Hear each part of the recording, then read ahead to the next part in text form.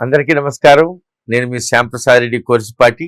నారదా మీడియాకి స్వాగతం. అయోధ్య రామ మందిరంలో నగదు దొంగతనం జరిగింది.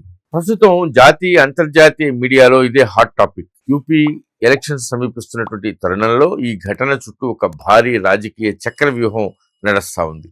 1990ల నాటి భావోద్వేగాలను గుర్తుకు తెస్తూ ఈ దొంగతనాన్ని ఒక పెద్ద స్కామ్ గా చూపించేదానికి కొందరు ప్రయత్నం చేస్తా ఉన్నారు. అయితే నిమిషానికి బ్రేకింగ్ న్యూస్ ఇచ్చేటువంటి నేటి హైపర్ కాంపిటేటివ్ మీడియా హడావుడిలో అసలు నిజం ఎక్కడో మరుగున పడిపోతా ఉంది.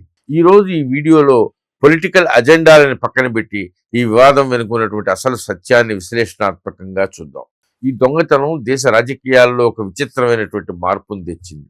నిన్నటి వరకు రామ మందిరాన్ని వ్యతిరేకించిన వాళ్ళు ఇప్పుడు అకస్మాత్తుగా జై శ్రీరామ్ అంటూ పరమ రామ భక్తులుగా మారిపోయారు. చూడండి, 2024లో జరిగినటువంటి ప్రాణప్రతిష్ఠ వేడుకని బహిష్కరించినటువంటి ఇదే కాంగ్రెస్ రామ్లలా దర్శనం కోసం 9 మంది సభ్యులతో కూడినటువంటి హై లెవెల్ ప్రతినిధి బృందాన్ని అయోధ్యకు పంపించింది.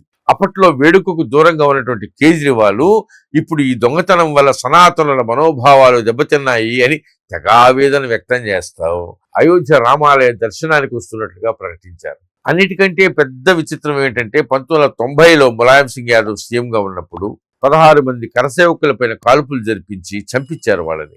మరో 30 మంది చచ్చిపోయినా సరే నేను అదే ఆర్డర్ ఇచ్చేవాడిని అని ఆయన గర్వంగా చెప్పుకున్నారు. కానీ ఈరోజు అదే ఎస్పీ నేతలు రామ భక్తులకు అన్యాయం జరిగిపోయింది అంటే కన్నీళ్లు పెట్టుకుంటున్నారు పాపం. భారతీయ మీడియా ఒకవైపు బీజేపీకి పెద్ద దెబ్బ అని కథనాలు రాస్తా ఉంటే, మరోవైపు అల్ జజీరా, బీబీసీ, రాయిటర్స్ లాంటి అంతర్జాతీయ సంస్థలు భారత్ హిందూ వ్యతిరేక ధోరణితో దీనిని ఒక $1 బిలియన్ అవినీతి కుంభకోణంగా చిత్రీకరిస్తా ఉన్నాయి. దేవుడి దగ్గరే దొంగతనం, మోడీ ప్రభుత్వానికి తలవంపులు అంటూ అల్ జజీరా హెడ్లైన్స్ పెట్టింది. కానీ ఇక్కడ ఒక ప్రాథమిక తేడాని మనం గమనించాలి. ఇది థెఫ్ట్, దొంగతనం, అంతేగాని అవినీతి లేకపోతే స్కామ్ కానే కాదు. స్వామి చిన్మయానంద ఒక చోట చెప్పారు, కృతయుగంలో మంచి చెడు వేర్వేరు లోకాల్లో ఉండేవి. అంటే దేవతలు అసురులు వేర్వేరు లోకాల్లో ఉండేవాళ్ళు. త్రేతాయుగంలో ఒకే లోకంలో ఉన్నాయి, అంటే రాముడు రావణుడు భూమి మీదే ఉన్నారు. ద్వాపరయుగంలో ఒకే కుటుంబంలో ఉన్నాయి, అంటే పాండవులు కౌరవుల్లాగా.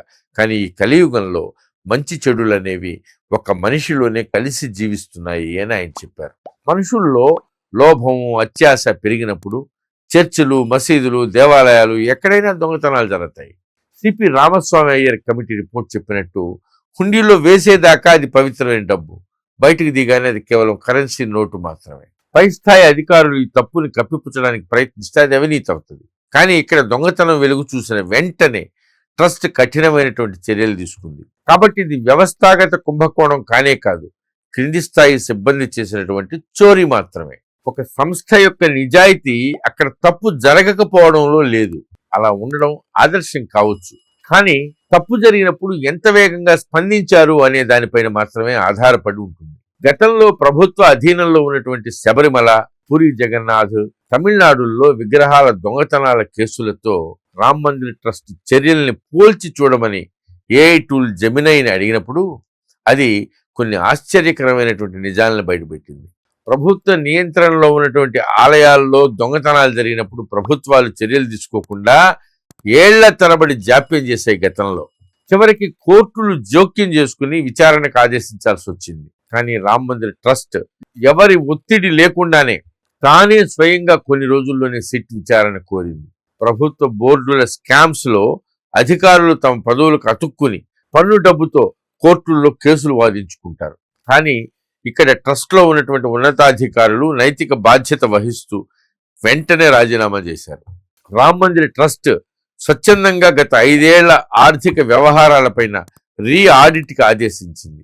కానీ ప్రభుత్వ ఆలయాలు స్వయం ప్రతిపత్తి పేరుతో ఎక్స్టర్నల్ ఆడిటింగ్ని అడ్డుకుంటే జనరల్గా జరిగేది. అది రాజీవ్ గాంధీ కాలం నాటి బోఫోర్స్ స్కామ్ అంటే 1987లో జరిగితే ఆయన పదవి నుంచి దిగిపోయేంత వరకు, అంటే 1990 వరకు ఎఫ్ఐఆర్ కూడా నమోదు కాలేదు దానిపైన.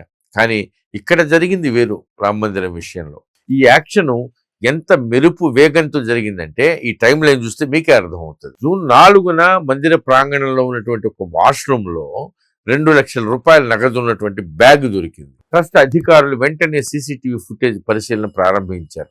జూన్ 5న జనరల్ సెక్రటరీ చంపత్ రాయ్ అంతర్గత విచారణకు ఆదేశించి ప్రధాన నిందితుడు అవినాష్ శుక్లా ఇళ్లపైన దాడి చేయించి 58 లక్షలు రికవరీ చేశారు. పోలీసుల రక్షణ కంటే ముందే చంపత్రాయ్ రంగంలోకి దిగారు.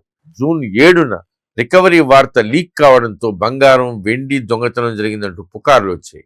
అంతర్గతంగా డబ్బు రికవరీ అవుతుందన్నటువంటి నమ్మకంతో ప్రస్తుతానికి పెద్ద తేడాలు లేవని రాయ్ ప్రాథమిక ప్రకటన చేశారు.